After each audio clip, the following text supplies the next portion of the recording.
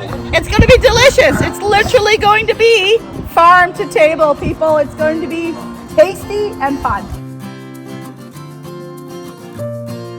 Well, hi to each of you students for coming and learning. I hope you guys will have a wonderful afternoon of learning again. Okay. Well, I think it's great because not a lot of people get this opportunity to come out on a farm and be hands-on, learning how to plant and harvest crops, which I find could be very useful. It's especially in case you want to have your own garden or whatever. It's pretty cool.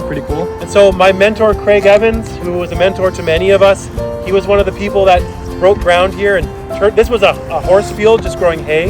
So it was monocropping, a single crop, and now it's a polyculture. Poly meaning many, culture meaning things that are growing. And so what we're trying to help you do, planting those seeds, touching the plants, getting soil into your fingernails, experiencing being on the ground on a farm, is reconnect with an ancestral tradition of growing, having that relationship with the seasons. We harvested tomatillos and kale. And so what are we going to make with those ingredients? We're going to make tacos with salsa verde and spaghetti. Yeah, with kale pesto.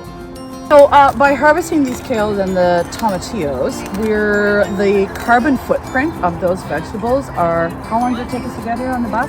20 minutes. 20 minutes, right? So maybe what, 7 kilometers? Right.